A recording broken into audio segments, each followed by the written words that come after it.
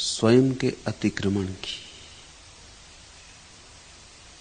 जैसे बीज मिट जाना चाहे ताकि वृक्ष हो सके, ऐसा ही मनुष्य एक बीज है, मिट जाने को आतुर, ताकि परमात्मा हो सके। मनुष्य बीज है परमात्मा के फूल का। इसलिए जिस मात्रा में जो मिटने को राजी है उतना ही ज्यादा मनुष्य है, और जो मिटने में जितना सफल हो गया उतना ही धन्य भागी है। मनुष्य एक प्रार्थना है लीन हो जाने की, क्योंकि होने में पीड़ा है। जैसे नदी दौड़ती है सागर की तरफ, पर्वतों को पार करती, मैदानों को पार करती, एक महत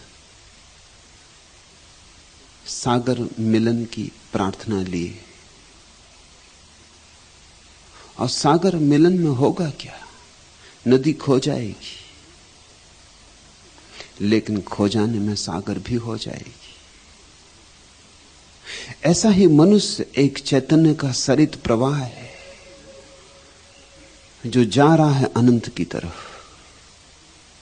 सीमा पीड़ा देती है, असीम आनंद। जहां जहां सीमा है वहां वहां कारागृह है। मनुष्य एक कामना है सारी सीमाओं के पार पंखों को खोलकर उड़ जाने की।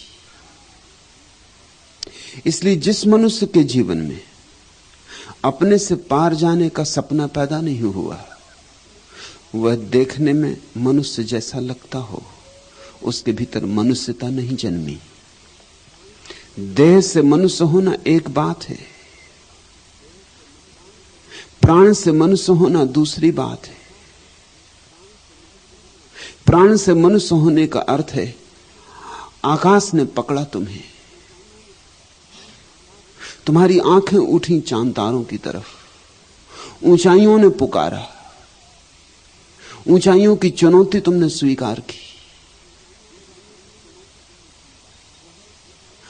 अंधेरे खाई खड्डों में रहने की अब तुम्हारी तैयारी नहीं रही, चाहे वे अंधेरे कितने ही सुरक्षापूर्ण क्यों ना हो, और उन अंधेरों में कितनी ही सुविधा क्यों ना हो, और उन अंधेरों में अनंत अनंत लोग क्यों ना रह रहे हो। ऊंचाई की तरफ जो चलता है उसे अकेला हो जाना होता है, क्योंकि भीड़ ऊंचाई पर उठने का साहस नहीं करती। भीड़ तो भीड़ है, भेड़ चाल उसकी जीवन शैली है। जहां सारी भीड़ जा रही है वहीं अगर तुम जा रहे हो तो तुम अभी आत्मवान नहीं हो। आत्मवान का अर्थ होता है अकेले जाने की सामर्थ्य, अपने पे इतना भरोसा कि अकेला भी जी सकूंगा, कि अकेला भी खोज सकूंगा। धार्मिक व्यक्ति अनुगमन नहीं करता, अनुसंधान करता है। धार्मिक व्यक्ति खोज करता है, विश्वास नहीं करता। विश्वासी को भूलकर भी धार्मिक मत समझना। विश्वासी धोखा खा रहा है और धोखा दे रहा है। धार्मिक व्यक्ति तब तक विश्वास नहीं करता तब तक जान ना ले, और जब जान ही लिया तो फिर विश्वास क्या? जान लिया तो जान लिया, विश्वास नहीं करना होता। सुबह उगते सूरज पर तुम विश्वास थोड़ी करते हो, या कि करते हो, या कि विवाद खड़ा होता है कि माने सूरज को कि न माने, कि आस्तिक और नास्तिक होते हैं। नहीं, जब सूरज उगता दिखाई पड़ता है तो विश्वास अविश्वास की बात ही नहीं रह जाती। जो है है। सत्य को जानना है, लेकिन जानने के लिए कीमत चुकानी होती। विश्वास सस्ता है, 2 कौड़ी का है। हिंदू बन जाओ, मुसलमान बन जाओ, जैन ईसाई बन जाओ, सस्ती बातें, कुछ खोना नहीं पड़ता। सच तो यह है, हिंदू बने रहने में, मुसलमान बने रहने में लाभ ही लाभ है, क्योंकि भीड़ तुम्हारे साथ है, भीड़ की सुविधाएं तुम्हारे साथ है, भीड़ की सुरक्षा तुम्हारे साथ है, तुम अकेले नहीं हो। मनुष्य वही है जो एकाकी चल पड़े। रविन्द्रनाथ ने कहा, एकला चलो रे, क्योंकि अकेले चलोगे तो ही उसको पा सकोगे। भीड़ वहां तक जाती ही नहीं, भीड़ तो यहीं घसीटती है। भीड़ ने अभी अभिप्सा ही नहीं की है अपने से ऊपर उठने की। जिसके भीतर आकांक्षा जगी है कि जैसा मैं हूं, जहां हूं, इतना काफी नहीं है, इससे तृप्ति नहीं होती, इससे प्यास मिटती नहीं, भूख बुझती नहीं। कोई सरोवर तलाशना है जहां प्यास बुझे, कोई स्थान खोजना है जहां सिर झुके, और कोई सागर खोजना है जहां सारी सीमाओं को तोड़कर मैं लीन हो सकूं। मैं भाव, अहंकार सीमा है, निरअहंकार सारी सीमाओं का विसर्जन है। तुम पूछते हो मनुष्य क्या है? निरअहंकार होने की खोज, सीमाओं के पार जाने की कामना, अपना अतिक्रमण। इस जगत में मनुष्य के अतिरिक्त और कोई अपना अतिक्रमण नहीं कर सकता, इसलिए स्वात्म अतिक्रमण मनुष्य की परिभाषा है। कोई आम का वृक्ष, आम के वृक्ष के अतिरिक्त और कुछ भी नहीं हो सकता, आबद्ध है। नीम का वृक्ष नीम ही रहेगा, कुछ और होने का उपाय नहीं। अपना अतिक्रमण नहीं कर सकता, अपने से पार नहीं जा सकता। सिंह सिंह है, कुत्ता कुत्ता है, इससे पार जाने का कोई उपाय नहीं। सिर्फ आदमी की क्षमता है कि आदमी के पार जा सकता है, बुद्धत्व को पा सकता है, भगवत्ता पा सकता है। ये मनुष्य का गौरव भी है और मनुष्य की यातना भी। गौरव क्योंकि ये संभावना खुली है, पूरा आकाश उसका है, हाथ फैलाए तो सारा अस्तित्व उसका है, अपने आलिंगन में ले ले सारे अस्तित्व को, इसलिए गौरव। यातना भी बहुत है। यातना इसलिए कि जहां भी है वहीं चैन नहीं पाएगा, बेचैनी बनी ही रहेगी, और आगे और आगे ये दौड़ जारी रहेगी। एक महत्व यातना भीतर मौजूद रहेगी, तनाव बना रहेगा। कोई पशु पक्षी तनाव में नहीं, क्योंकि जो है कुछ और होना नहीं है। मनुष्य की तकलीफ, मनुष्य की पीड़ा, उसका विषाद, उसका संताप कि जो है उतने से राजी नहीं है, कुछ और होना है। उसके भीतर एक गहन तीर की तरह चुभी हुई वासना है, कुछ और होना है। आश्वस्त होकर बैठ नहीं सकता, यात्रा करनी। मनुष्य एक यात्रा है, कोई पशु पक्षी यात्रा नहीं। मनुष्य भर एक यात्रा है।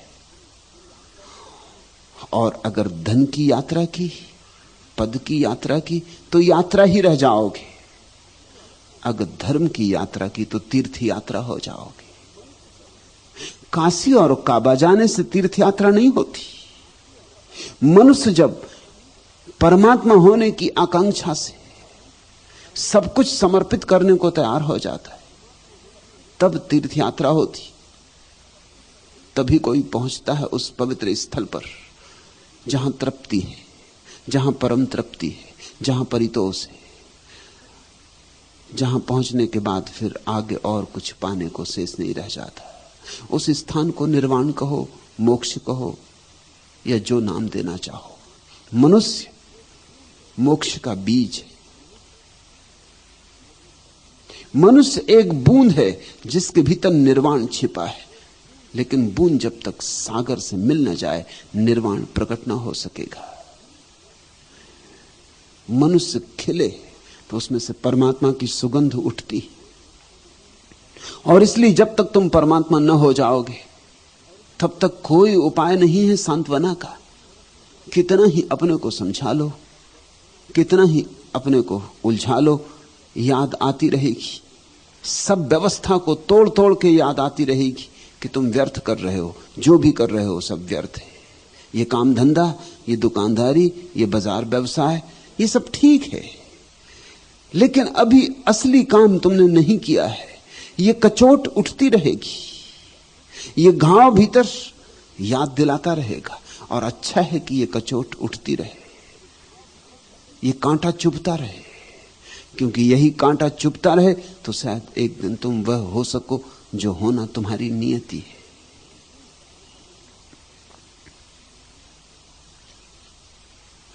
रूह कालिब से निकलकर असल में गुम हो गई, नए से होते ही जुदा नगमा परीसा हो गया।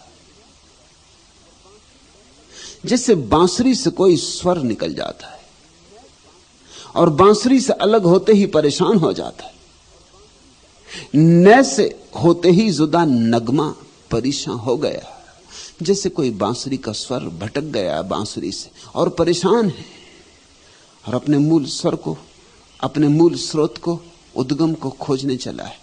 ऐसा मनुष्य है। बांसुरी से जुदा हो गया स्वर, परमात्मा से दूर निकल गई किरण, अपने घर से भटक गया यात्री। रूह कालिब से निकलकर असल में गुम हो गई, और एक दिन इस देह के ऊपर उठकर असलियत में गुम हो जाना है। रूह कालिब से निकलकर असल में गुम हो गई। वो जो असली है, वह जो यथार्थ है, उसमें जब तक तुम लीन ना हो जाओगे तब तक तुम बांसुरी का ऐसा स्वर हो जो भटक रहा है, तलाश कर रहा है अपने मूल स्रोत की, बेचैन है, तड़फ रहा है। रूह जब तड़पी, निगाहे शौक आसिफ बन गई, दिल जब उछला, जलवा गाहे हुस्न जाना हो गया। एक मरकज पर सिमट आया जहाजे, एक मरकज पर सिमट आया जहाने आरजू, कसरते मोहूम से जब दिल परीसा हो गया। चश्म पूर्णम जुल्फ आसुप्ता, निगाहें बेकरार, इस पसे मानी के सदके मैं पसीमा हो गया।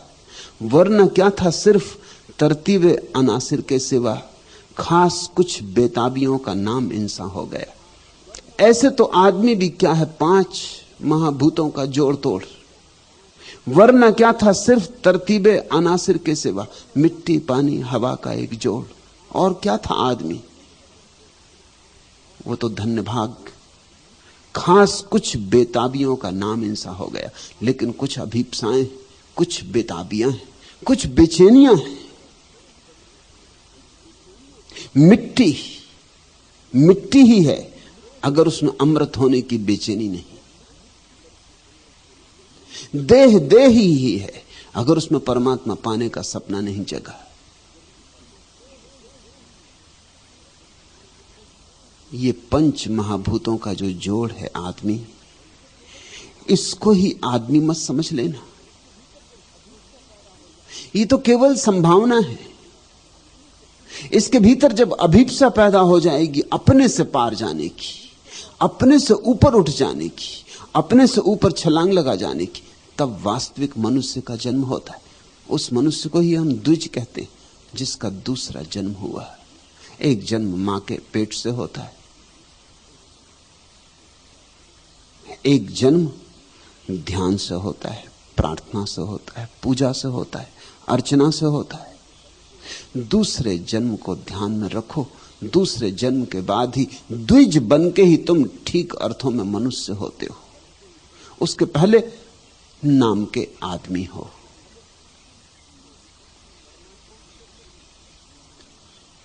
दूसरा प्रश्न, परमात्मा की पहली झलक क्या है? यह कब घटित होती है? जिनमें जैसे ही तुम मिटे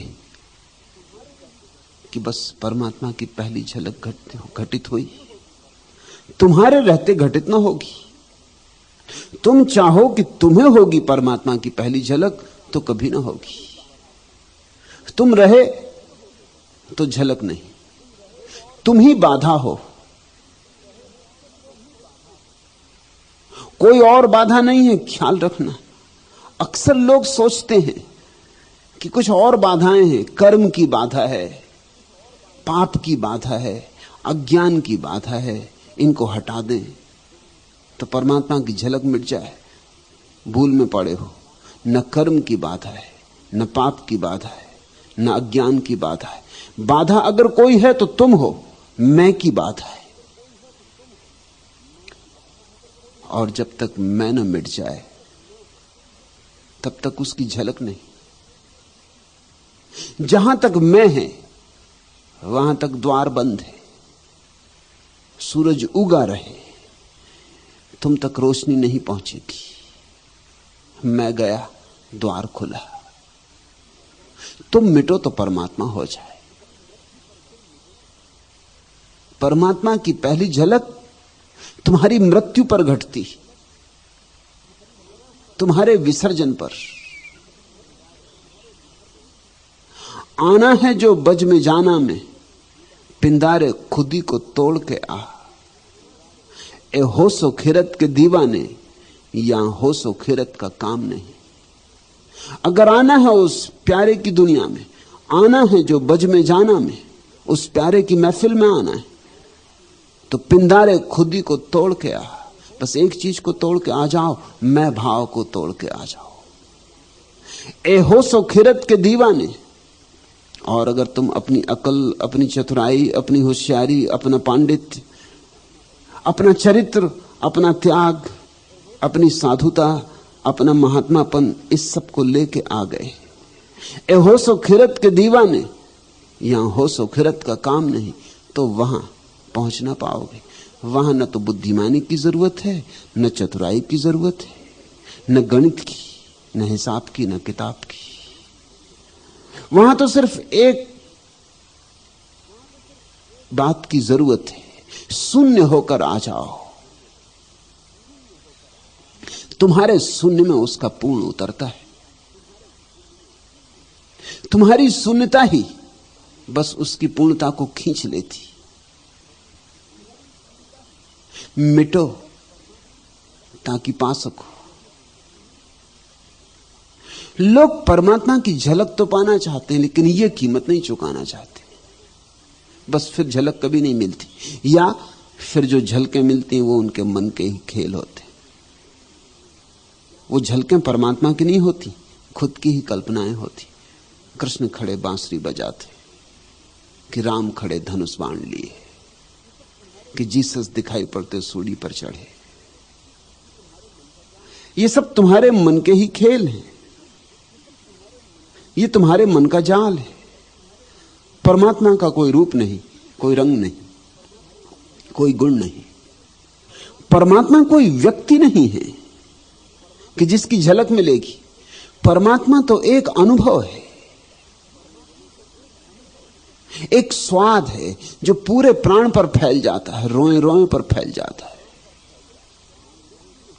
परमात्मा एक अनुभूति है, व्यक्ति नहीं।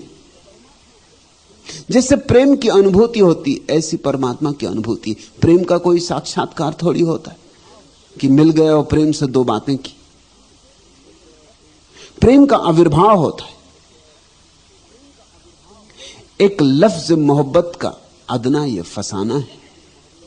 सिमटे तो दिले आशिक, फैले तो जमाना है। छोटा सा प्रेम शब्द है, ढाई आखर प्रेम के। कोई बड़ा शब्द नहीं है, छोटा सा एक लफ्ज मोहब्बत का अदना ये फसाना है, उसकी छोटी सी कहानी है, मगर उससे बड़ी और कोई कहानी नहीं। उस छोटे से शब्द में सब समा गया, सारे शास्त्र। कबीर ने कहा 2.5 आखर प्रेम के पढ़े सो पंडित होए। सारे वेद, कुरान, पुराण सब उसमें समा गए। सिमटे तो दिले आशिक, फैले तो जमाना है। बस इस प्रेम का ही सारा खेल है। अगर सिमट गया तो आशिक का दिल बन जाता है, और अगर फैल गया तो परमात्मा बन जाता है।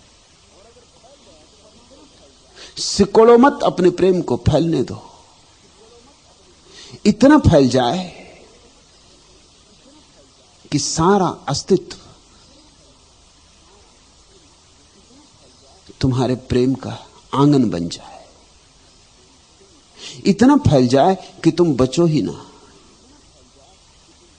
तुम धड़को जगत के प्राणों में, बहो वृक्षों की हरियाली में, खिलो फूलों में, चांतारों में, पहाड़ों में, पर्वतों में। इतने फैलो, फैलते जाओ कि ये जो छोटी सी गांठ तुमने सिकोड़ के अहंकार की बना ली है, ये गल जाए।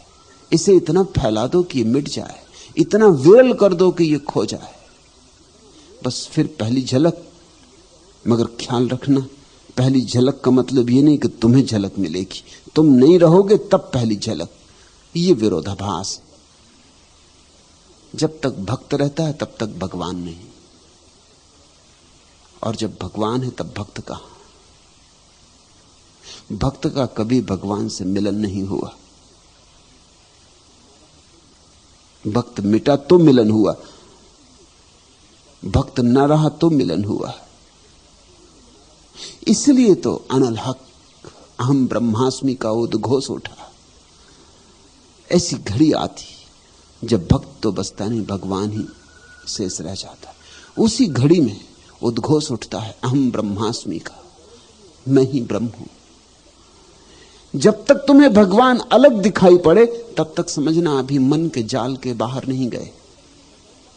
अगर भगवान तुम्हें वहां दिखाई पड़े दूर खड़ा है तो समझना कि अभी तुम्हारा अहंकार मौजूद है, अभी देखने वाला मौजूद है।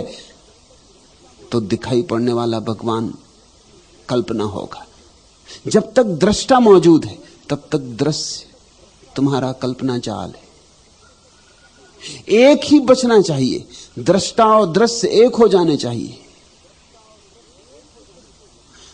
उस घड़ी में पहली झलक, और पहली झलक मिलती है तो पता चलता है कि हमने जो किया, वही जगजीवन कल कहते थे कि हमने जो किया उससे पाने का कोई कार्य कारण संबंध नहीं। हमारा किया ना कुछ, हमारा किया व्यर्थ था। हमारे किए से जो हुआ है उसका कुछ लेना देना नहीं। हमारा किया ऐसा है, जैसे मैंने सुना एक छिपकली एक महल में रहती थी। छिपकलियों में कहीं शादी विवाह था, बैंड बाजे बजे, शहनाई बजी, निमंत्रण आया, लेकिन उस छिपकली ने कहा मैं आ ना सकूंगी। देखते मेरा काम, अगर मैं जाऊं तो ये पूरा महल गिर जाए, इसे मैं संभाले रखती हूं, मुझ पे बड़ा दायित्व है। तुम जो घास फूस की झोपड़ियों में रहते हो ठीक है, तुम चले भी जाओ तो कुछ हर्ज नहीं, लेकिन ये बड़ा महल, भारी हानि हो जाएगी मेरे जाने से, मेरा आना संभव नहीं है। अब छिपकली ऐसा सोचे तो आश्चर्य नहीं है, क्योंकि सभी छिपकलियां ऐसा सोचती हैं।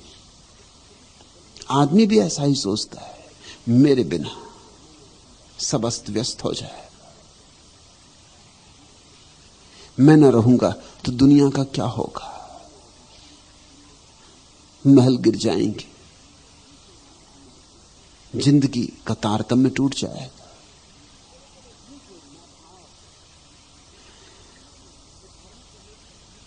ये जो मैं भाव है, ये बड़े बड़े सूक्ष्म रास्तों से लौट आता है। ये धर्म के नाम पर तपश्चर्या बन जाता है, योग बन जाता है। फिर तुम सोचते हो कि मेरे योग से परमात्मा करीब आएगा, मेरी साधना से सिद्धि होगी। मगर तुम्हारी साधना और तुम्हारी सिद्धि में उतना ही संबंध है जितना छिपकली में और महल के संभलने में, इससे ज्यादा नहीं। जिस दिन झलक पहली बार उतरती है उस दिन पता चलता है कि मैं भी खूब पागल था। मैं सोचता था ऐसा करूंगा, ऐसा भोजन करूंगा, इतनी बार भोजन करूंगा, रात पानी ना पीऊंगा, पानी छान कर पीऊंगा, इतने कपड़े पहनूंगा, इतनी देर सोऊंगा, ब्रह्म मुहूर्त में उठूंगा, ऐसा करूंगा, ऐसा करूंगा। इस सब के जोड़ में मुझे परमात्मा मिलेगा।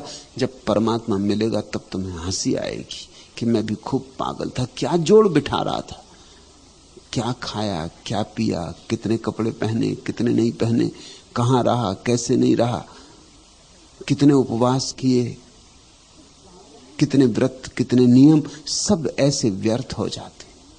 कुछ तारतम्य ही नहीं है। जो मिलता है इतना विराट है कि अगर तुम्हारे उपवासों से मिला हो तो 2 कौड़ी का हो जाएगा। तुमने जो कीमत चुकाई है अगर वही परमात्मा की कीमत है तो परमात्मा पाने योग्य भी नहीं रह जाएगा। क्योंकि तुम शीर्षासन पर खड़े रहे रोज 1 घंटा, इसलिए परमात्मा मिला। तो ये परमात्मा की कीमत हो गई, सिर के बल खड़े रहना 1 घंटा। ये कोई बात हुई कि तुम कांटों पे लेटे रहे, तो ये परमात्मा की कीमत हो गई। कार्य कारण का कोई संबंध नहीं है। जिस दिन प्रसाद बरसता है उस दिन सब प्रयास बह जाते, जैसे बाढ़ आ गई और सब झाड़ झंखाड़ किनारों के बह गए, कुछ पता ना चला, सब गया। ऐसे ही तुम्हारी सारी साधना चली जाती सिद्धि की बाढ़ में। इसलिए जिन्होंने जाना है उन्होंने कहा है कि हमने जो किया उससे मिलने का कोई संबंध नहीं है। यद्यपि जब तक नहीं मिला था तब तक हम यही सोचते थे कि ना करेंगे तो कैसे मिलेगा। अहंकार हमेशा करने की भाषा में सोचता है। इस संसार में और सब चीजें करने से मिलती भी हैं। अगर कुछ ना करोगे तो धन नहीं मिलेगा, पद नहीं मिलेगा।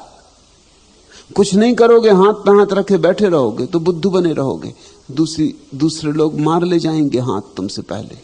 यहां तो आपाधापी करनी होगी, मारधार करनी होगी, गला घोंट प्रतियोगिता है, झूम झटक करनी होगी। ऐसे थोड़ी कि बस तुम बैठे रहे और लोग आ गए और कहा कि आप प्रधानमंत्री हो जाइए,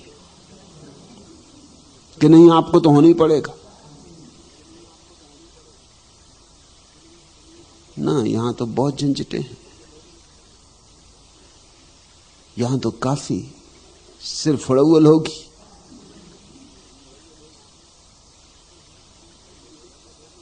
तब अगर घुस पाए भीड़ में तो घुस पाए, फिर भी कुछ पक्का नहीं है। पहुंचते पहुंचते लोग चूक जाते, बिल्कुल हाथ पहुंचते पहुंचते छिटक जाता। भारी संघर्ष है। तो यहां तो सब कर्म से मिलता है। इसलिए हमारे भीतर एक गणित का जन्म हो जाता है कि सभी कुछ कर्म से मिलता, तो परमात्मा भी कर्म से मिलेगा। बस वहीं भूल हो जाती। परमात्मा इस जगत के गणित के बाहर है। कर्म से नहीं मिलता, समर्पण से मिलता, अकर्म से मिलता है, झुक जाने से मिलता है, संघर्ष से नहीं मिलता।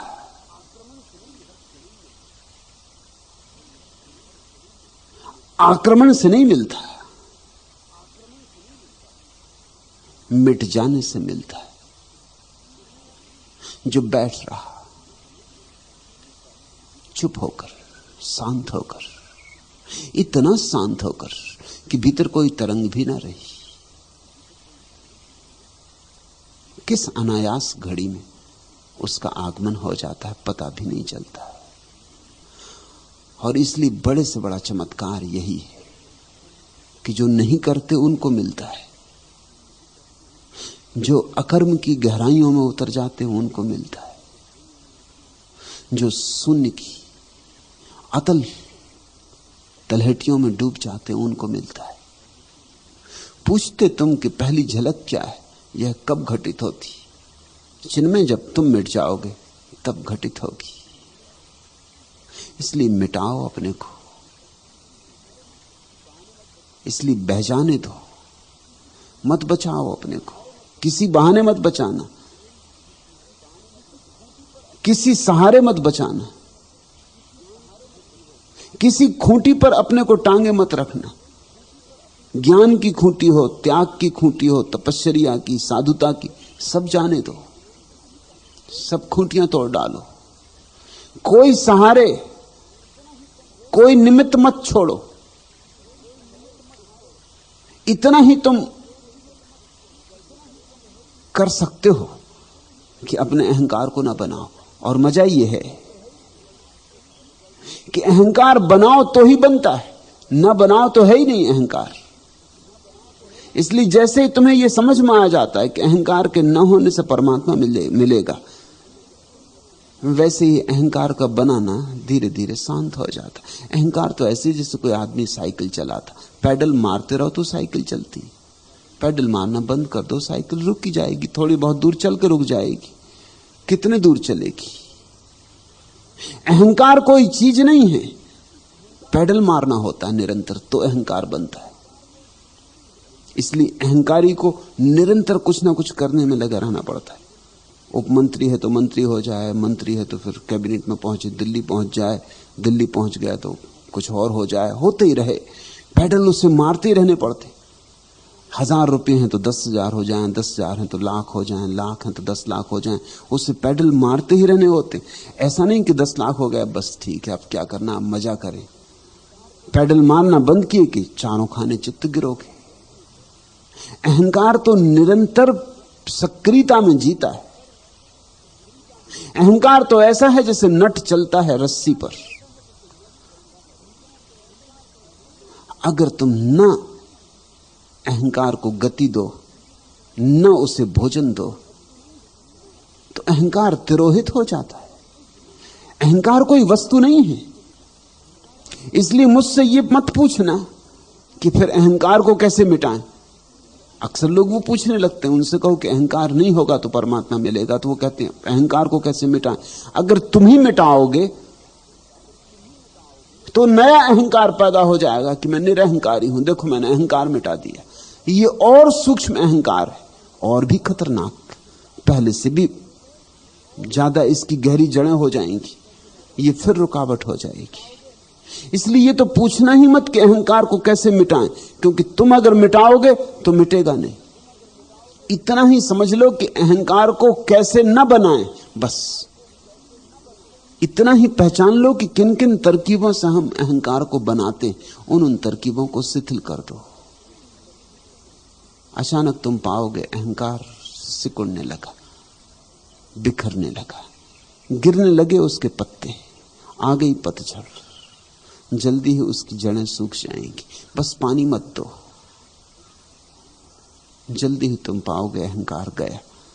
और जिस घड़ी अहंकार गया तत्क्षण परमात्मा का आविर्भाव हो जाता, पहली झलक। और पहली झलक ही तो अंतिम झलक है। एक झलक मिल गई तो सब मिल गया।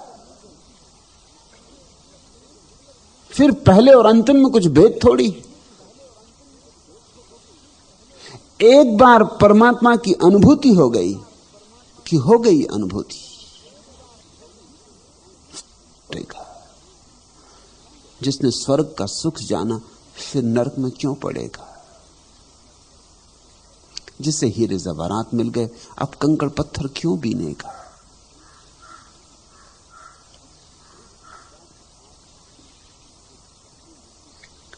कुछ इस अदा से आज वो पहलू नसी रहे, जब तक हमारे पास रहे हम नहीं रहे। ईमान और कुफ्र और न दुनिया ओदी रहे, ए इश्क सादबास की तन्हा हम ही रहे। यारब किसी के राज मोहब्बत की खैर हो, दस्ते जुनू रहे न रहे आस्ती रहे।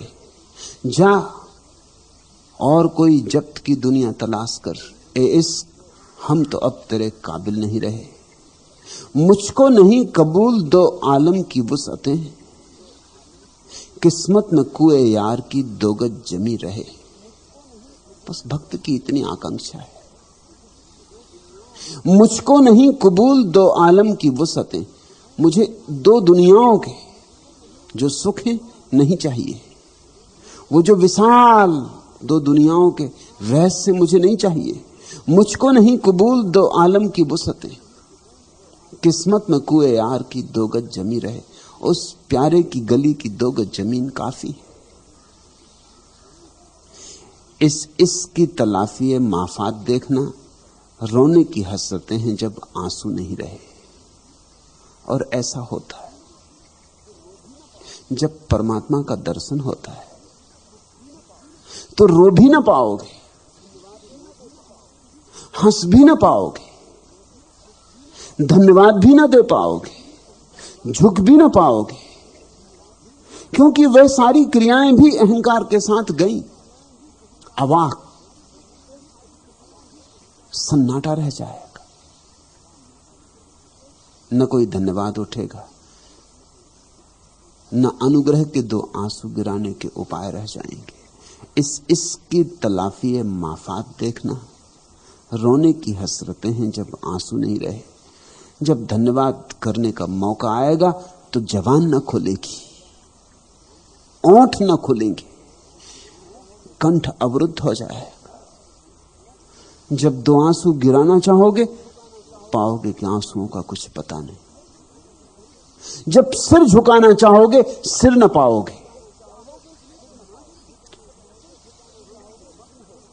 जब चाहोगे कि अब नाचूं आनंद मग्न होकर तो अपने को न पाओगे। अब नाचने वाला कहां? यह धर्म का विरोधाभास है। जब तक तुम हो रो भी सकते हो, गा भी सकते हो, नाच भी सकते हो, तब तक नाचने की कोई घटना नहीं घटती। और जब घटना घटती है कि नाचो, ऐसे नाचो पागल होकर, आनंद में मदमस्त होकर, लेकिन तब कौन नाचने वाला बचा? गए वे दिन जब तुम थे, अब परमात्मा ही है।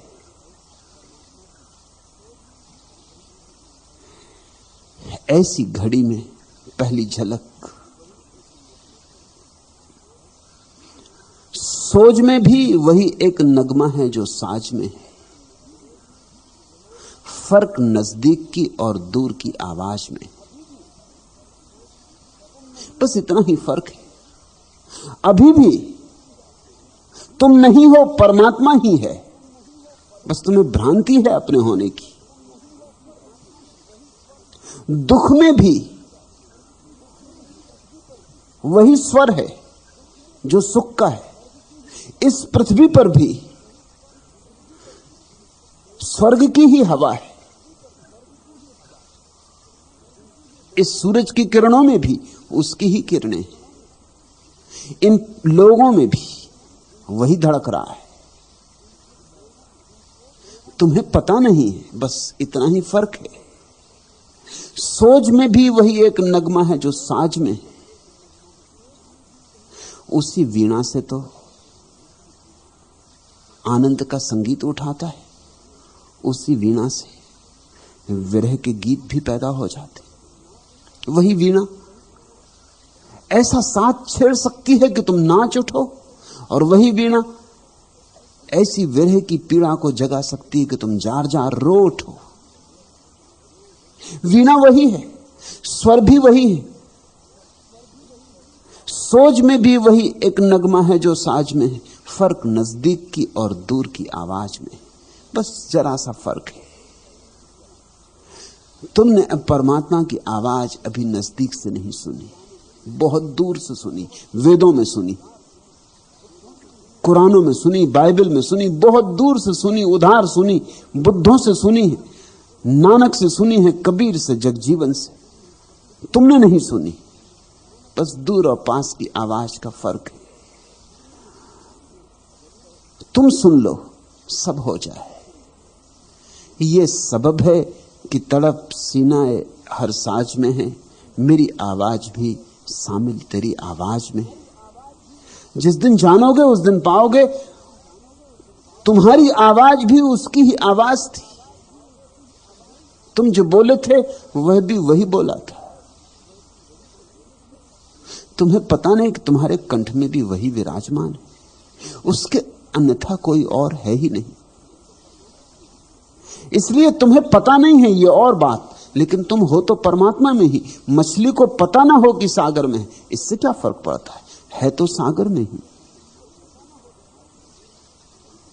जो न सूरत में, न मानी में, न आवाज में है, दिल की हस्ती भी उसी सिलसिलाए राज में है। आशिकों के दिले मजरूर से कोई पूछे, वो जो एक लुत्फ निगाह गलत अंदाज में। प्रेमियों से पूछो, बस एक जरा सी नजर, उसकी आंख का आंख में पड़ जाना, उसकी बांकी नजर, उसकी तिरछी नजर, और क्रांति घट जाती।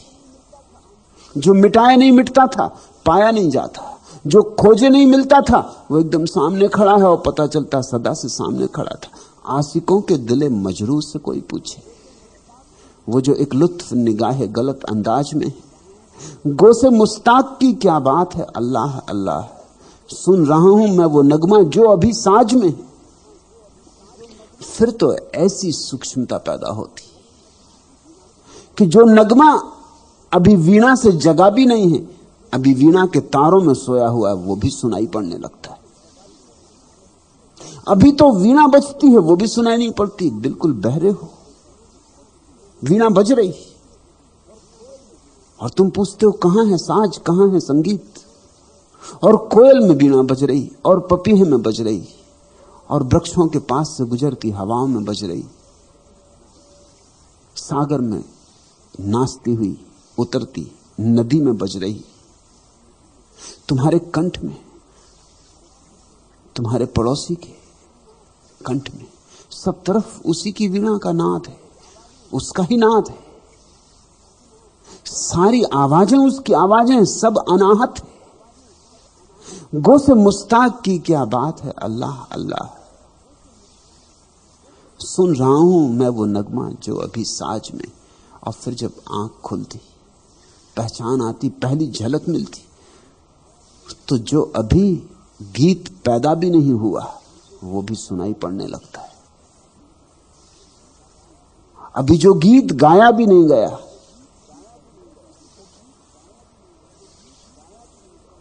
वह भी सुनाई पड़ने लगता है, उसकी मस्ती छाने लगती। अभी तो दृश्य भी दिखाई नहीं पड़ता, तब अदृश्य भी दिखाई पड़ने लगता है। और धर्म की अगर कोई परिभाषा करनी हो तो यही परिभाषा है, अदृश्य को दृश्य कर लेने की कला। जो नहीं दिखाई पड़ता, जो नहीं दिखाई पड़ सकता, उसे देख लेने की कला। जो अव्यक्त है उसे छू लेने की कला। जिसे छुआ नहीं जा सकता, अगर सच में पूछो तो कोई अगर अछूत है तो सिर्फ परमात्मा, उसे छुआ नहीं जा सकता। लेकिन उसे छू लेने की कला का नाम धर्म है। असंभव को संभव बना लेने की कला का नाम धर्म है। मगर कला का एक सूत्र बुनियादी, तुम मिटो, अहंकार जाए। परमात्मा आया ही हुआ है, बस अहंकार जाए और आंख खुल जाती और कान खुल जाते।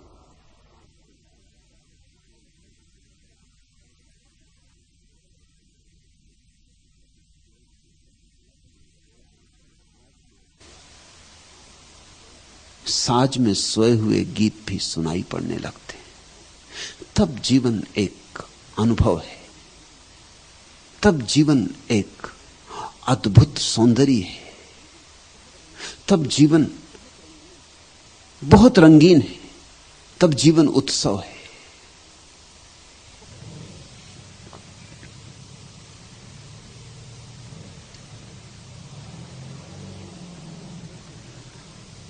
तीसरा प्रश्न, कृष्ण उद्धव को कहते हैं, मेरा ऐसा निश्चय है कि सत्संग और भक्ति योग को छोड़कर संसार सागर से पार होने का और दूसरा उपाय नहीं है। क्या सत्संग और भक्ति एक ही सिक्के के दो पहलू हैं? कृपा करके समझाएं। नरेंद्र, सत्संग है सरोवर और भक्ति है स्नान।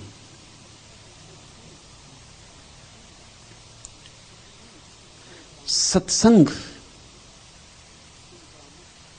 संक्रामक वातावरण का नाम है, जहां परमात्मा की बीमारी पकड़ जाए, जहां धर्म का रोग लग जाए। सत्संग का अर्थ है जहां कोई परमात्मा को उपलब्ध हो गया है उसके पास बैठना। जैसे बीमारी संक्रामक होती है, वैसे ही स्वास्थ्य भी संक्रामक होता है। और जैसे पाप संक्रामक होता है, वैसे ही पुण्य भी संक्रामक होता है। और जैसे जुआड़ी के पास बैठ के जुआ खेलने की कामनाएं उठने लगती, वैसे ही प्रार्थना में लीन व्यक्ति के पास बैठकर प्रार्थना की तरंगें उठने लगती। हम अलग अलग टूटे हुए नहीं, हम जुड़े, हम एक दूसरों से जुड़े।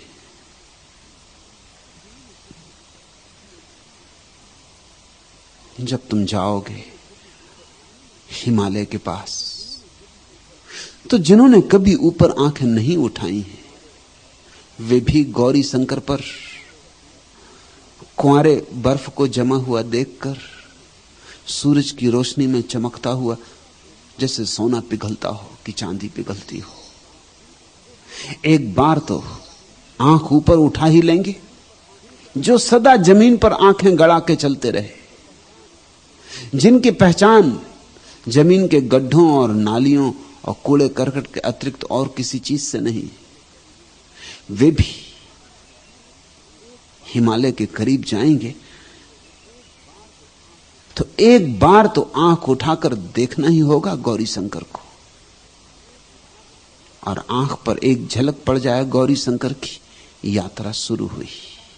सत्संग का अर्थ होता है किसी ऐसे व्यक्ति के पास बैठ जाना जो गौरी शंकर जैसा हो, जिसके पास बैठ के सपने पर खोलने लगे, जिसके पार बैठकर अभिप्साएं जगने लगे, सोई हुई आकांक्षाएं सजग होने लगे, जिसके पास बैठकर परमात्मा को पाने का पागलपन पकड़ने लगे।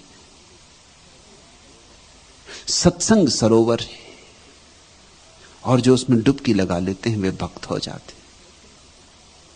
सत्संग के बिना भक्ति नहीं। कैसे भक्ति सीखोगे? कहां भक्ति सीखोगे? इसका स्वाद कैसे लगेगा?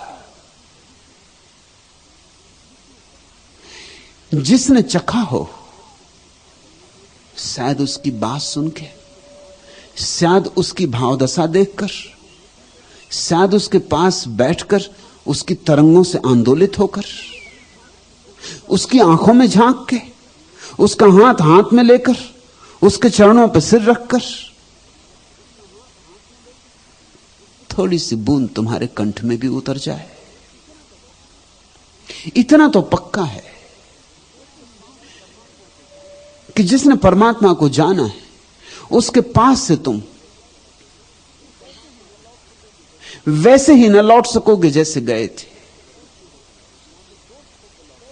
या तो दोस्त होकर लौटोगे या दुश्मन होकर लौटोगे। जो दोस्त होकर लौटा उस पर भक्ति की छाप लगनी शुरू हो गई। जो दुश्मन होकर लौटा उसने अपने को बचाने का उपाय शुरू कर दिया, वो घबरा गया।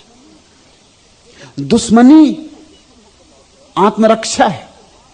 जो व्यक्ति बुद्ध के पास से दुश्मन होकर लौट गया, उस पर नाराज मत होना, क्रोध मत करना, वो दया का पात्र है। वो घबरा गया। ये जो बाढ़ आती थी बुद्ध की उसकी तरफ, वो डर गया।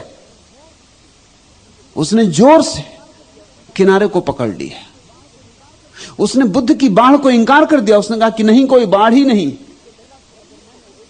वो इतना भयभीत हो गया कि उसे लगा कि अगर मैंने एक बार और आंख खोलकर देखा इस गौरी शंकर को, तो फिर मैं अपने कदमों को रोक नहीं सकूंगा।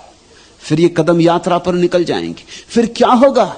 मैंने वो सब जो घर गृहस्थी बना रखी, वो जो सब मैंने जाल फैला रखे बाजार में, और अभी सब तो अधूरा है। अभी कुछ तो पूरा नहीं हुआ।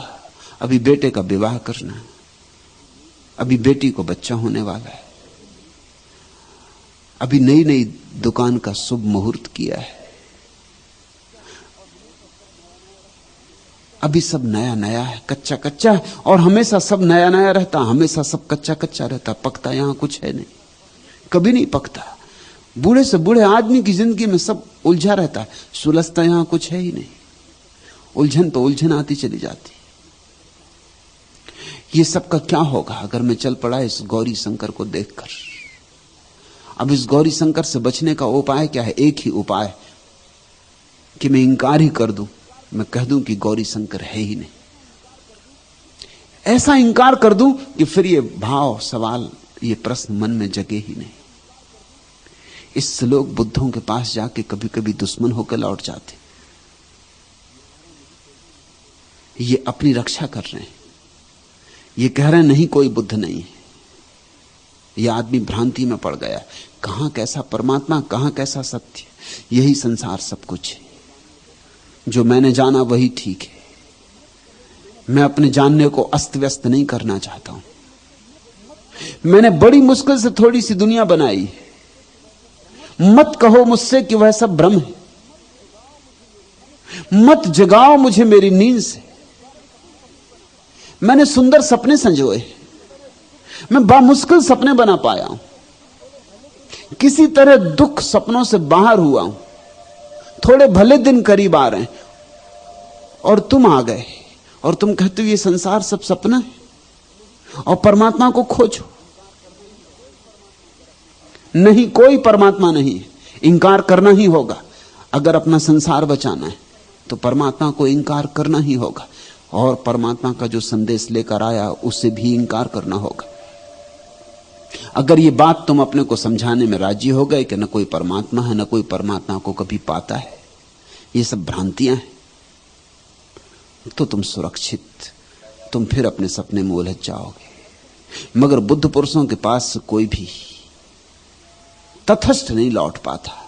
यह बुद्ध पुरुषों की परीक्षा है। उनके पास से या तो कोई डूब जाता है, उनके रंग से भर जाता है, या कोई दुश्मन होकर आ जाता है, या तो मैत्री या शत्रुता। बुद्धों के साथ दो ही तरह के नाते होते हैं, तीसरा कोई नाता नहीं होता। बुद्धों की कोई उपेक्षा नहीं कर सकता, यह असंभव है। और दुश्मनी करो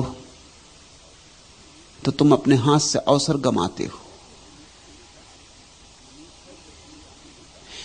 फ्रेडरिक नीत्शे ने कहा है कि मैं ईश्वर को स्वीकार नहीं कर सकता, क्योंकि ईश्वर को स्वीकार करने का अर्थ होता है कि मैं गलत हूं और मैंने जो किया सब गलत है। नीत्शे ईमानदार आदमी मालूम होता है, सच्ची बात तो कह रहा है कम से कम, कि मैं स्वीकार नहीं कर सकता ईश्वर को। कैसे करूं? अपने को गलत, और मैंने जो किया सब गलत, और मेरी सारी जिंदगी की दौड़ धूप व्यर्थ। ये अहंकार के विपरीत पड़ती है बात।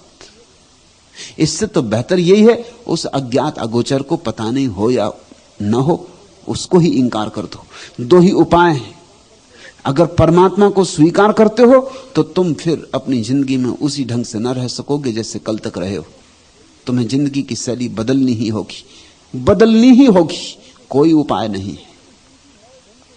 तुम्हें अपनी जिंदगी नए ढंग से शुरू करनी ही होगी, कोई उपाय नहीं। तुम्हें फिर से नई बुनियादें डालनी होंगी, नए शिलान्यास करने होंगे, फिर से श्री गणेश करना होगा। जिसमें इतनी हिम्मत है कि फिर से श्री गणेश कर सके हो सकता है 50 साल जी लिया, 60 साल जी लिया, 70 साल जी लिया, फिर से श्री गणेश कर सके, जिसमें इतना साहस है, मौत द्वार पर दस्तक दे रही, फिर से श्री गणेश कर सके। वही बुद्धों से मैत्री बना पाता है। बुद्धों से मैत्री बनाने का नाम सत्संग है। निश्चय ठीक कहता है कि नहीं मानूंगा ईश्वर को, क्योंकि फिर तो मैं गलत हुआ, फिर मेरा किया धरा सब गलत हुआ। इससे तो आसान यही है कि एक बार ईश्वर को ही इंकार कर दूं। अपने सारे संसार को इंकार करने की बजाय यही उचित है ईश्वर को ही इंकार कर दूं। मैंने सुना मुल्ला नसरुद्दीन पर अदालत में एक मुकदमा था, उसने अपनी स्त्री को गोली मार दी। मजिस्ट्रेट ने उससे पूछा कि नसरुद्दीन, ऐसा क्या कारण आ गया? तो उसने कहा कि मैं घर आया, मैंने पर पुरुष के साथ इसे सोए देखा, तो मैंने गोली मार दी। मजिस्ट्रेट ने पूछा, साधारणतः अगर तुम नाराजी इतने हो गए थे तो उस पुरुष को गोली क्यों नहीं मारी?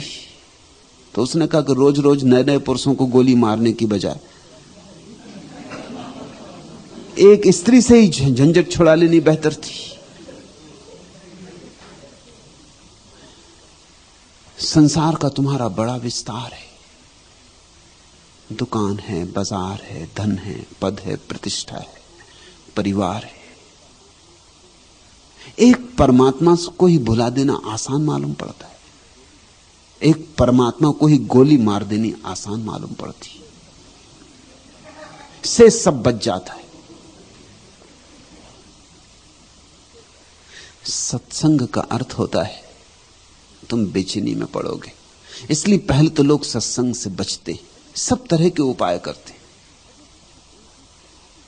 अगर किसी भूल चूक से आ भी गए, घटना वसात, संयोग वसात आ भी गए, तो भी अकड़ के बैठे रहते, अपना बचाव करते रहते, तैयारी में रहते हैं कि कैसे यहां से निकल भागे, कहीं उलझ ना जाए। छोटे छोटे बहाने खोज लेते हैं, छोटे छोटे निमित्त कारण बना लेते हैं कि इस कारण, कि इस कारण अभी समय नहीं आया, कल के लिए स्थगित कर देते हैं कि जब समय आएगा तब। और अगर ऐसा लगता है कि खींचे जा रहे हैं किसी प्रवाह में,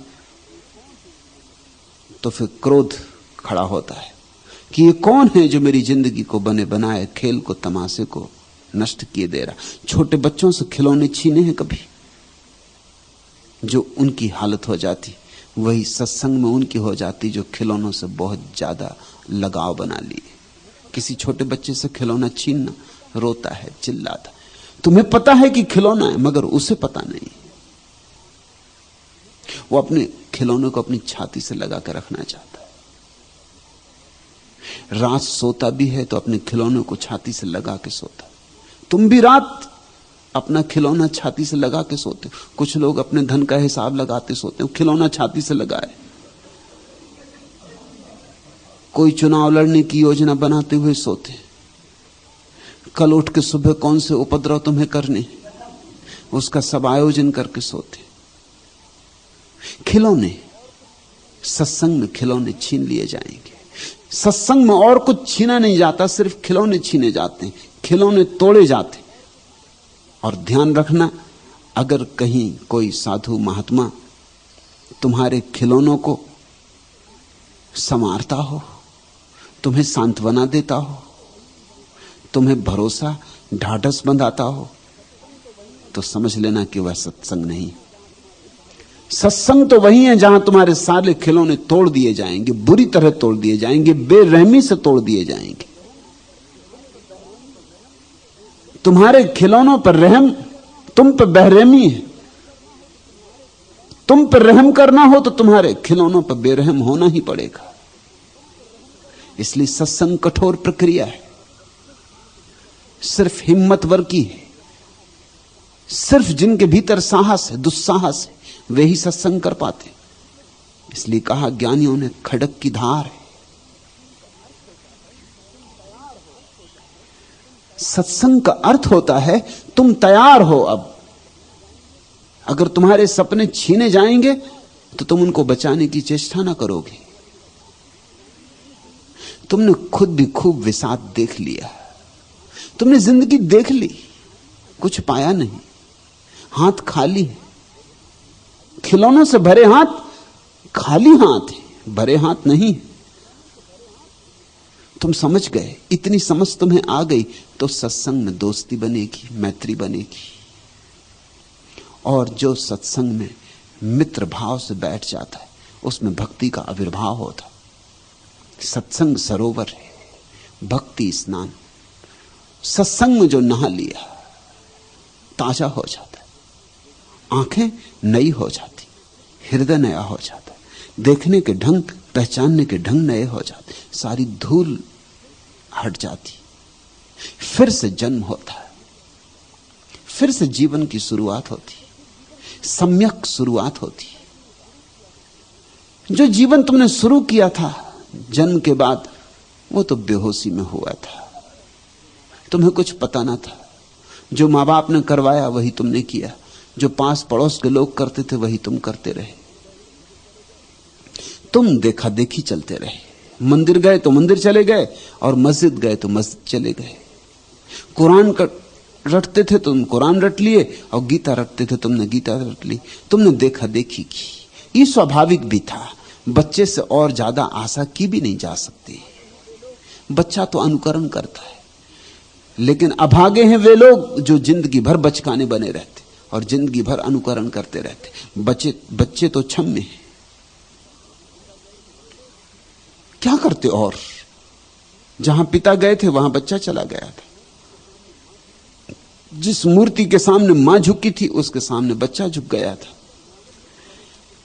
घर में सत्यनारायण की कथा होती थी तो समझा था यही धर्म है, और घर में यज्ञ हवन होते थे तो उसने समझा था यही धर्म है। और कोई उपाय भी तो न था, इन्हीं लोगों से सीखना था। बच्चे क्षमा किए जा सकते, लेकिन कब तक तुम बच्चे रहोगे? कब तक देखा देखी, कब तक नकल? कभी तो प्रौढ़ बनो। जब कोई व्यक्ति प्रौढ़ बनता है तो सत्संग के योग बनता है, तब वो अपनी तरफ से तलाश शुरू करता है। अब वो कहता है मैं खोजूंगा किसी ऐसे व्यक्ति को जिससे मिल गया हो। मैं उनके पीछे नहीं चलूंगा जिन्हें खुद भी पता नहीं, जो मेरे ही जैसे अंधे। मैं अब बैठूंगा किसी ऐसी आभा के पास, किसी ऐसे आभा मंडल में जहां सत्य की कोई प्रतीति हुई हो। और ध्यान रखना, अगर तुम हिम्मतवर हो तो सत्संग में पहुंचते ही तत्क्षण तुम्हारा हृदय गवाही दे देगा कि हां ठीक जगह आ गए। यह गवाही बुद्धि की नहीं होती, हृदय की होती। हृदय कह देता, और हृदय कभी झूठ नहीं बोलता। बुद्धि सदा झूठ बोलती, क्योंकि बुद्धि जो भी बोलती सब उधार है। अगर तुम हृदय खोलकर बैठ जाओ किसी कबीर, किसी नानक, किसी जगजीवन के पास,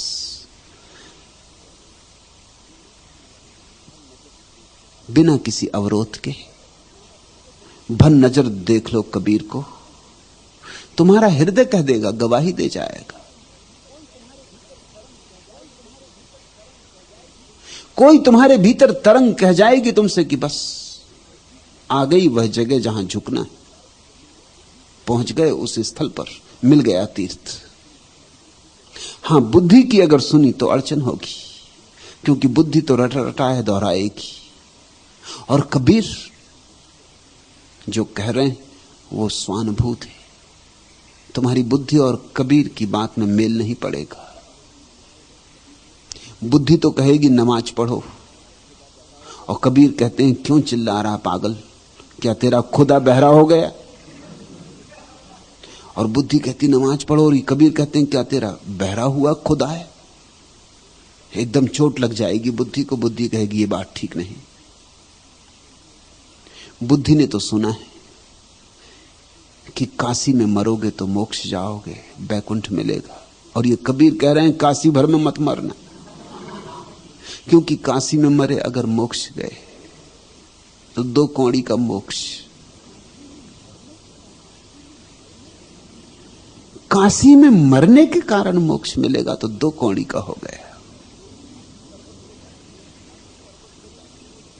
लोग काशी करवट को जाते हैं, अनेक बूढ़े ठूढ़े काशी रहते हैं जाके इसीलिए कि वहीं मरना हो जाए। जिए तो नहीं धर्म को, काशी करवट लेने गए। कबीर कहते हैं जियो। मरते वक्त कबीर ने कहा, उठ के खड़े हो गए और कहा कि चलो अब मेरे मरने का वक्त करीब आ गया, जिंदगी भर काशी रहे, अब यहां से चलो। लोगों ने कहा आप क्या कह रहे हैं? कबीर ने कहा काशी में ना मरूंगा।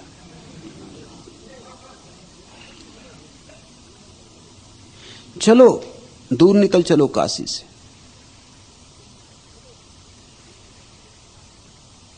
हट गए काशी से दूर,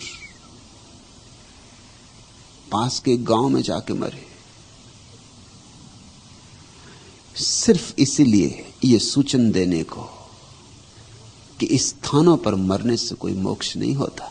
स्थितियां होनी चाहिए, अंतरदशा होनी चाहिए। जियो, धर्म मरने की बात नहीं है, जीने की बात है। कहां मरे इससे क्या होगा, कैसे जिए इससे होगा।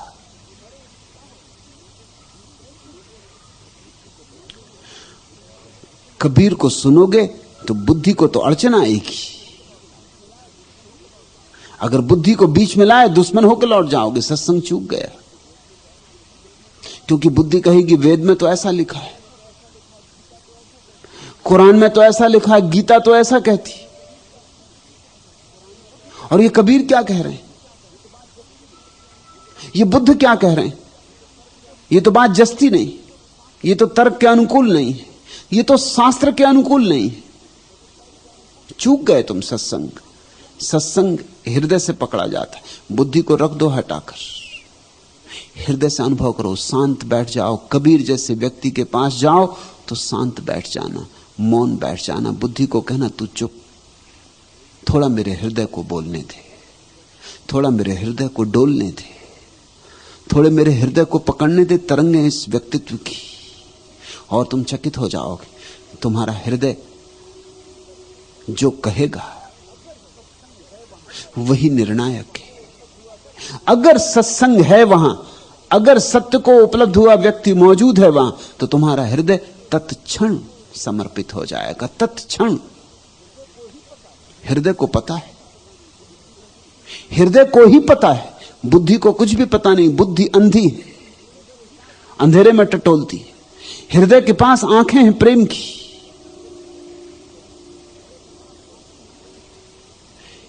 हृदय को अनुभव हो जाता है बस, फिर पड़ गई भांवर। सत्संग शुरू हुआ, बंधा अनंत से नाता, यात्रा शुरू हुई। इसमें जितने डूबोगे उतनी भक्ति निखरेगी। सत्संग में डूबने से भक्ति निखरती। फिर जब भक्ति अपनी पराकाष्ठा पे पहुंच जाती तो भगवान की उपलब्ध होती। ये 3 सीढ़ियां समझ लो। सत्संग से शुरुआत है, भक्ति में मध्य है, भगवान में अंत है।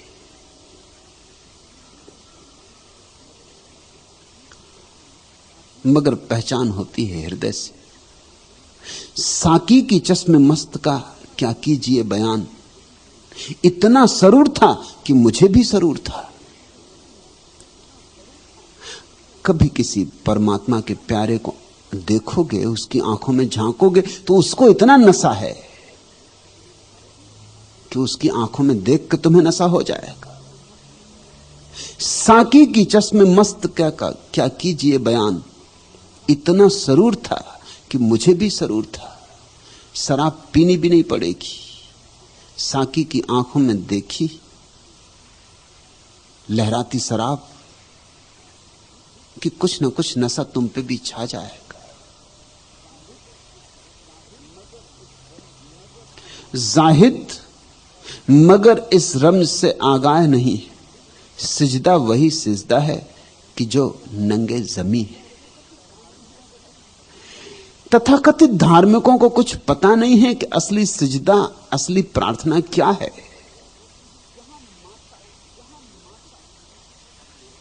जहां माथा अपने आप झुक जाए, सिर्फ झुके ही नहीं, मिट ही जाए। मंदिरों मस्जिदों में तुम माथा झुका रहे हो, वो केवल आदत है, डर है, संस्कार है, भाव नहीं।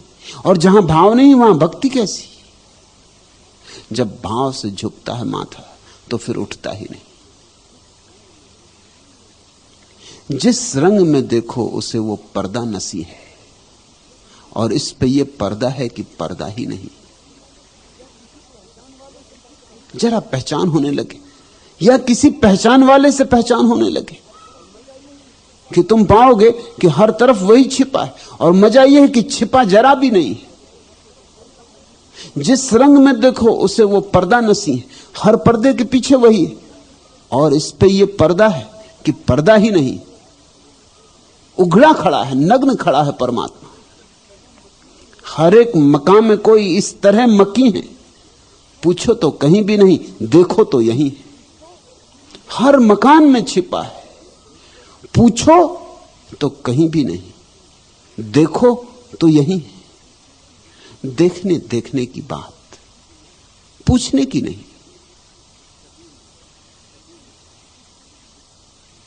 कबीर ने कहा, लिखा लिखी की है नहीं, देखा देखी बात। देखो, हृदय देखता है, बुद्धि पूछती है। हर एक मकान में कोई इस तरह मकी है, पूछो तो कहीं भी नहीं, देखो तो यहीं। मुझसे कोई पूछे तेरे मिलने की अदाएं, दुनिया तो ये कहती है कि मुमकिन ही नहीं। किसी प्रेमी से पूछो, दुनिया से मत पूछना। दुनिया को क्या पता? तुम परमात्मा के संबंध में उससे पूछना जिसकी आंखों में तुम्हें परमात्मा का सरूर मिले, जिसके आसपास परमात्मा की शराब बहती हुई मालूम पड़े, जिसके पास बैठ के तुम डरने लगो कि कहीं डूब तो ना जाओगे, जिसके पास बाढ़ आने लगे, जिसके पास तुम्हारा हृदय एक नई उमंग से आंदोलित हो उठे, जिसके पास तुम्हारा हृदय एक नई तरह से धड़कने लगे, सांस एक नई शैली ले ले, जिसके पास बैठ के थोड़ी देर को तुम दुनिया को भूल ही जाओ, किसी और जगत के द्वार खुल जाएं, कोई रहस्य के पर्दे उठे, उससे पूछना। और पूछना क्या? देखना, क्योंकि देखना ही पूछने की असली बात है। पूछे पूछे से कुछ भी ना होगा। देखना सत्संग दर्शन है सदगुरु का।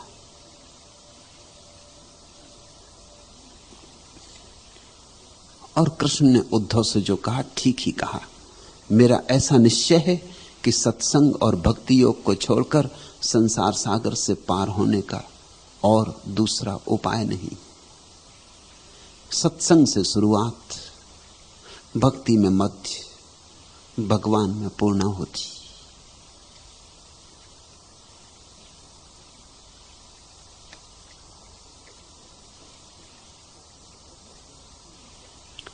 चौथा प्रश्न, भगवान प्रभु जग से नाता तोड़ी रे, मैं तुझसे नाता जोड़ी। जहां बिठाए बैठ रहूं मैं, जो दे दे सो खा लूं, जो पहनाए पहन रहूं मैं, जहां सुलाए सो लूं, प्रभु जग से नाता तोड़ी रे। आर्या, जग भी उसका ही है, जग भी उसने ही दिया है। नाता तोड़ने की जरूरत ही नहीं, बस उससे नाता जोड़ो। किसी से नाता तोड़ो मत, उससे नाता जोड़ो जरूर। उससे नाता जुड़ जाए बस यही काफी। फिर तुम अचानक पाओगे कि सब में वही व्याप्त है, जग में भी वही व्याप्त है। ये सारा विस्तार उसी का है। इस विस्तार में कहीं भी कुछ भ्रांति नहीं है। भ्रांति है हमारे अहंकार में, भ्रांति है हमारे मन में। माया जगत का नाम नहीं है, माया हमारे मन का फैलाव है। जगत तो उसका ही है, लेकिन मन ने एक फैलाव कर लिया है जो झूठा है। जो नहीं है उसे देख लिया है, जो है उसे अनदेखा कर दिया है। आसार को पकड़ लिया है, सार को छोड़ दिया है।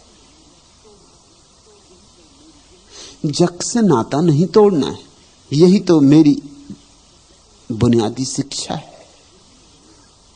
जग उसका ही प्रकट रूप है। जग में वही छिपा खड़ा है।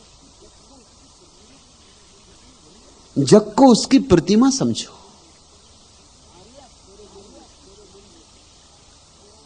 आर्या, तेरे मन में पुराना संस्कार होगा गहरा। सदा से यह कहा गया है कि संसार से नाता तोड़ो, परमात्मा से नाता जोड़ो। मैं कहता हूं सिर्फ परमात्मा से नाता जोड़ो और तुम पाओगे कि संसार भी उसका ही रूप है। नाता तोड़ने की बात ही क्या करनी, यहां कोई दूसरा है ही नहीं। इसलिए मैं कहता हूं घर छोड़ के मत जाओ, पत्नी भी मत छोड़ो, बच्चे भी मत छोड़ो, अन्यथा जल्दी ही उपद्रव शुरू हो जाएगा। अब जैसे आर्या ने कहा कि प्रभु जग से नाता तोड़ी रहे, अब जल्दी ही इसके मन में भाव उठने लगेंगे कि क्या पति, क्या बच्चे, क्या घर, सब छोड़ो छाड़ो, सब झंझट है। हालांकि तू कह रही है जहां बिठाए बैठ रहूं मैं, जो दे दे सो खा लूं, जो पहनाए पहन रहूं मैं, जहां सुलाए सो लूं। प्रभु जग से नाता तोड़ी रहे।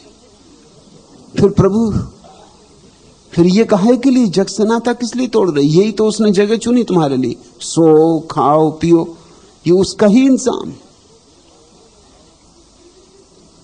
मेरे पास रोज ऐसा मौका आ जाता, कोई आ जाता है, वो कहता है कि हम तो सब आप पे छोड़ दिए, अब जो कहेंगे आप वही हम करेंगे। और मैं कहता हूं भाई अपने घर जाओ। वो कहते हैं हम जा ही नहीं सकते, आप जो कहेंगे वही हम करेंगे, हम तो सब आप पे ही छोड़ दिए।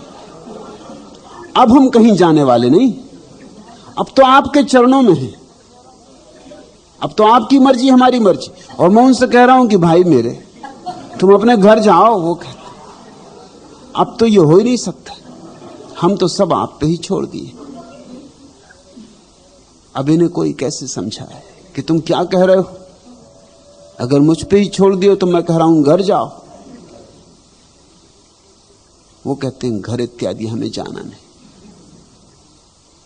पुराना एक संस्कार है। सन्यास का अर्थ था सब छोड़ दो तब परमात्मा मिलेगा। सन्यास का पुराना अर्थ था संसार और परमात्मा में विरोध है। ये बात इतनी अज्ञानपूर्ण है। अगर विरोध ही है तो संसार हो ही नहीं सकता।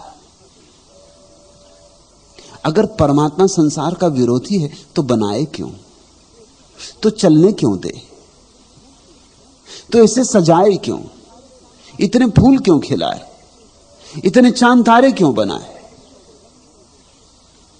नए नए बच्चों को जन्म क्यों देता चला जाए। तुम अगर किसी चीज के विरोध में हो तो तुम बनाना तो बंद ही कर दोगे ना। अगर कोई कवि कविताओं के विरोध में है तो कविताएं रचेगा नहीं, और कोई चित्रकार अगर चित्रों के विरोध में है तो क्यों सिर फोड़ेगा, क्यों तुलिका उठाकर और कैनवस पर रंग पोतता रहेगा? पागल।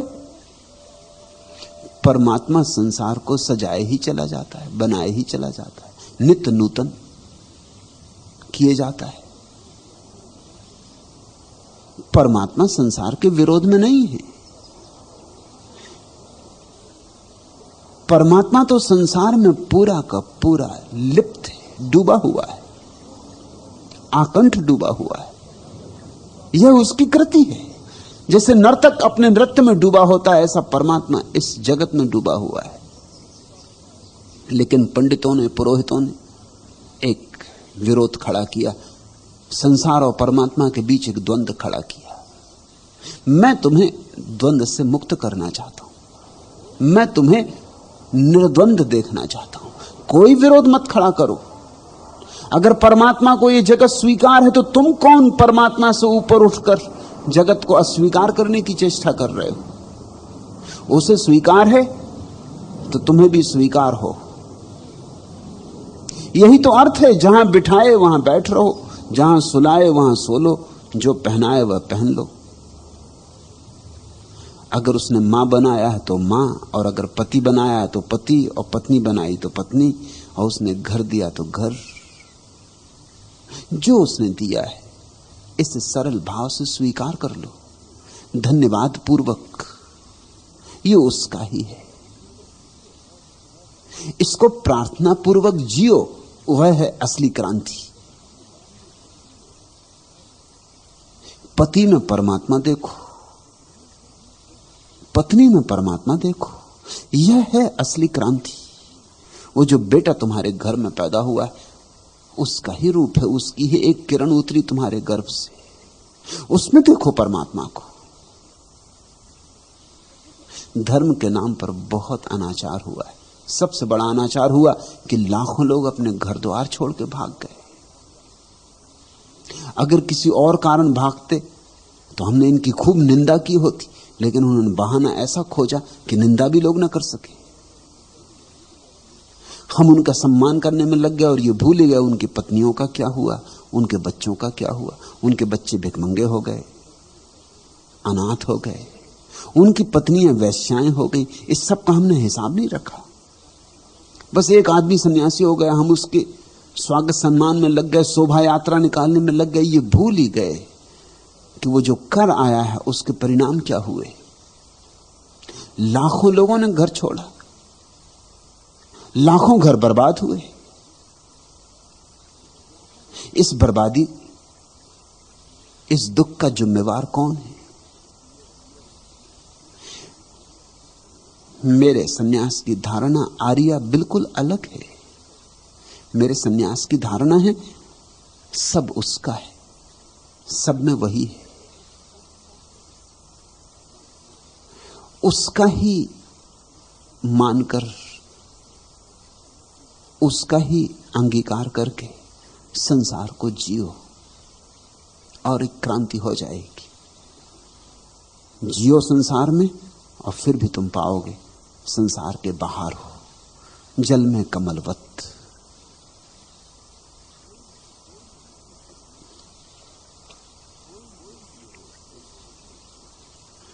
कोई ये कह दे गुलशन गुलशन, लाख बलाएं एक नसेमन, कामिल रहबर कातिल रहजन, दिल सा दोस्त न दिल सा दुश्मन। बस एक ही दोस्त है, एक ही दुश्मन है दिल, तुम्हारा मन। न कहीं और कोई दोस्त है, न कहीं कोई और दुश्मन है। छोड़ो, बदलो कुछ भी, तो बस इस मन को बदलो। और यहां फूल ही फूल है, जरा दामन फैलाओ और फूलों से भर लो। कोई ये कह दे गुलशन गुलशन, लाख बलाएं एक नसेमन, कामिल रहबर कातिल रहजन, दिल सा दोस्त न दिल सा दुश्मन। फूल खिले हैं गुलशन गुलशन, लेकिन अपना अपना दामन। फूल तो खिले हैं सब तरफ, बात अगर कुछ है तो अपने अपने दामन को फैलाने की। कोई अपने दामन में फूल भर लेता है, सुवासित हो जाता है उसका जीवन, और कोई अपने दामन को सिकोड़े खड़ा रहता और फूलों से वंचित रह जाता है। फूल खिले हैं गुलशन गुलशन, लेकिन अपना अपना दामन। उम्रें बीती, सदियां गुजरी, है वही अब तक अक्ल का बचपन। इश्क है प्यारे खेल नहीं है, इश्क है कारे सीसा और आहन। आज न जाने राज ये क्या है, हिज्र की रात और इतनी रोशन। आकी ना जाने तुझ बिन कल से रूह है लासा, जिस्म है मदफन, कांटों का भी हक है कुछ आखिर। कौन छुड़ाए अपना दामन। ऐसी भाव दशा का नाम आस्तिकता है। कांटों का भी हक है कुछ आखिर, कौन छुड़ाए अपना दामन। अगर कांटा भी कभी दामन में उलझ जाए तो छुड़ाने की जल्दी मत करना, कांटा भी उसी का है। फूल तो चुनना ही, कांटे को भी अंगीकार कर लेना, क्योंकि फूल ही उसके नहीं है, कांटे भी उसके हैं। कभी कोई दुख आ गड़े उसको भी स्वीकार कर लेना, और तब तुम चकित होकर पाओगे कि जिस कांटे को स्वीकार कर लिया वही कांटा फूल बन जाता है, और जिस दुख को भी अहोभाव से अंगीकार कर लिया वही दुख का रूपांतरण हुआ, वही सुख का फूल खिल जाता है। और तब विरह की रात भी मिलन की रोशनी से भर जाती, ये संसार भी परमात्मा से दीप्त हो उठता है। आज न जाने राज ये क्या है, हिज्र की रात और इतनी रोशन, विरह चल रहा है।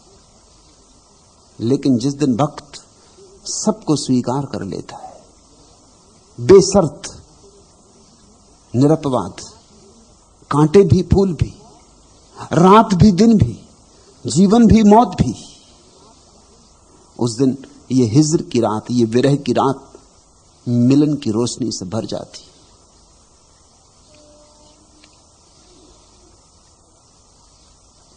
इसलिए आर्या, तेरा भाव ठीक है, लेकिन और ठीक करना पड़े। भाव में थोड़ी सी कठिनाई है, उस कठिनाई को भी गिरा दे।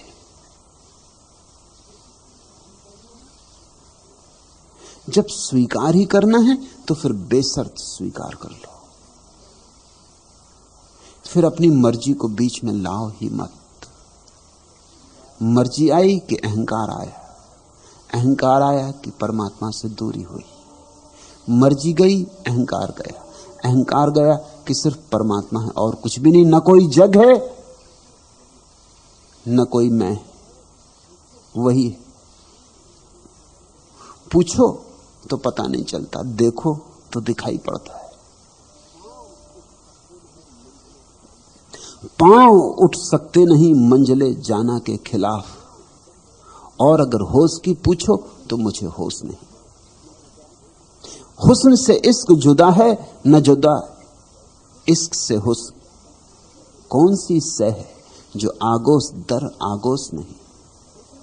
यहां कोई चीजें अलग अलग नहीं है। हुस्न से इश्क जुदा है, न जुदा इश्क से हुस्न। न तो यहां सौंदर्य प्रेम से अलग है और न प्रेम सौंदर्य से अलग है।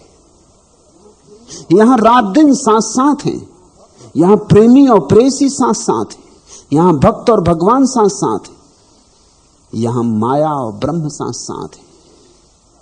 पांव उठ सकते नहीं मंजिले जाना के खिलाफ, और अगर होश की पूछो तो मुझे होश नहीं। हुस्न से इश्क जुदा है, न जुदा इश्क से हुस्न। कौन सी सह है जो आगोश दर आगोश नहीं। मिट चुके जहन से सब यादें गुज़िश्ता के नकुस, फिर भी एक चीज है ऐसी कि फरामोश नहीं। कभी उन मद भरी आंखों से पिया था एक जाम, आज तक होश नहीं, होश नहीं, होश नहीं। देखो वे मद भरी आंखें तुम्हें सब तरफ से तलाश रही। कभी उन मद भरी आंखों से पिया था एक जाम, आज तक होश नहीं, होश नहीं, होश नहीं। इश्क गर हुस्न के जलवों का है मरहूम करम, हुस्न भी इश्क सुबकदोश नहीं।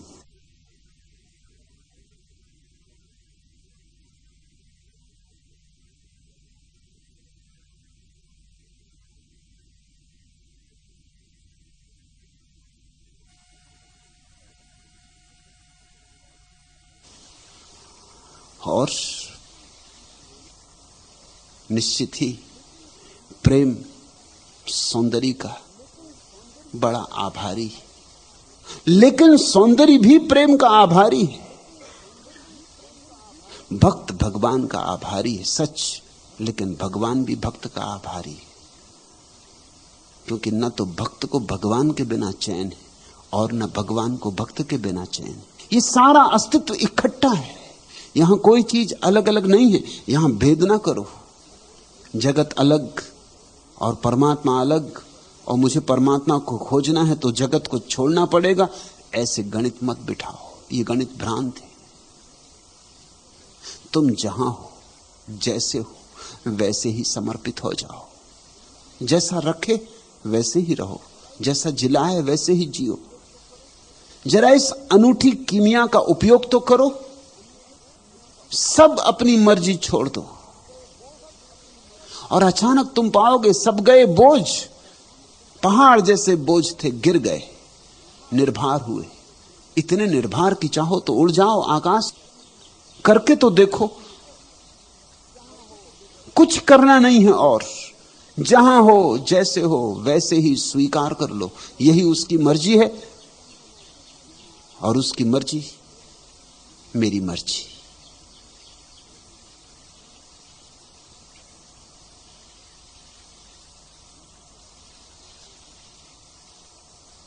आखिरी प्रश्न, यदि सब कुछ परमात्मा के हाथ में है, एक पत्ता भी उसकी मर्जी के बगैर नहीं हिलता, तो फिर व्यक्ति की स्वतंत्रता बेमानी हो जाती। कृपया समझाएं। मैत्रेय, व्यक्ति है ही नहीं। लहर सोचे कि मैं स्वतंत्र हूं, थोड़ी देर मान सकती और थोड़ी देर को भ्रांति भी बन सकती है स्वतंत्र होने की, क्योंकि लहर उठती आकाश की तरफ, उतुंग लहर चांद तारों को छूने को बढ़ती, लगता है कि स्वतंत्र हूं, सागर से स्वतंत्र हूं, देखो मैं अलग हूं। और यह भी लगता है कि और लहरों से भी मैं अलग हूं। कोई लहर गिर रही, कोई लहर उठ रही, कोई मर रही, कोई जवान, कोई बढ़ रही। किसी दूसरे लहर के गिरने से मैं तो नहीं गिर रही हूं, तो निश्चित ही अलग हूं। किसी और लहर के बढ़ने से मैं तो नहीं बढ़ रही हूं, निश्चित ही अलग हूं। लेकिन क्या सच में ही लहर अलग है? लहरें, परमात्मा लहरा रहा है, व्यक्ति कहां है? व्यक्ति भ्रांति है। मान लेना कि मैं हूं तो फिर सवाल उठता है स्वतंत्रता का। कैसी स्वतंत्रता? और तुम ये मत सोचना कि मैं ये कह रहा हूं कि तुम परतंत्र हो, क्योंकि जब स्वतंत्रता ही नहीं तो कैसी परतंत्रता? स्वतंत्रता परतंत्रता तो एक ही सिक्के के दो पहलू। न यहां कोई स्वतंत्र है क्योंकि अलग नहीं, न यहां कोई परतंत्र है क्योंकि कोई पर ही नहीं। तो परतंत्र कैसे? तो न कोई स्वतंत्रता है न कोई परतंत्रता है। परतंत्रता स्वतंत्रता के लिए दो का होना जरूरी है। कैसे स्वतंत्र? और अगर तुम अकेले हो और कोई भी नहीं, तो क्या तुम कह सकोगे मैं परतंत्र हूं? कैसी परतंत्रता? दूसरा है ही नहीं। एक का आवाज है, एक में ही लहरें उठ रही, एक ही अनेक जैसा भासता है। इसलिए सब स्वतंत्रता भ्रांति है, सब परतंत्रता भ्रांति है। छोड़ो स्वतंत्रता, छोड़ो परतंत्रता, छोड़ो दोनों का मूल आधार अहंकार। और अहंकार के जाते ही जो घटता है प्रसाद, जो महोत्सव, उसकी तुम कल्पना भी नहीं कर सकते। सारे नरक का कारण इन्हीं में तो तुम उलझे हो। और कौन कब स्वतंत्र हो पाता है? सिकंदर भी स्वतंत्र नहीं। मौत आती है तो परतंत्र सिद्ध हो जाता, और परतंत्र से परतंत्र आदमी भी परतंत्र नहीं। यूनान में एक विचारक हुआ है एपिटेक्टस।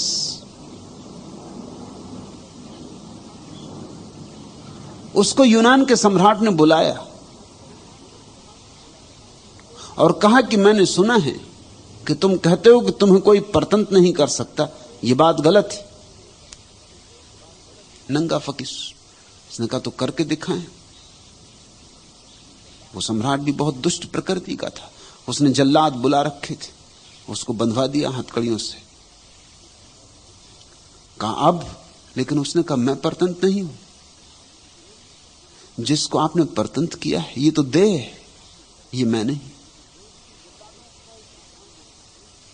उसने जल्लादों को कहा इसकी टांग उखाड़ दो। तो जल्लादों ने उसकी टांग मरोड़ के तोड़ने लगे। उसने कहा कि देखो,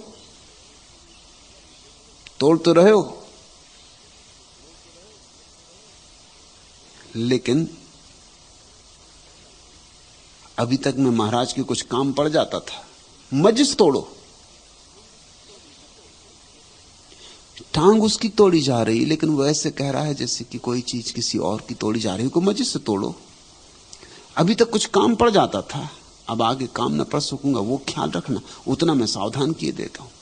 टांग तोड़ दी गई। एपिटेक्टस हंसता रहा।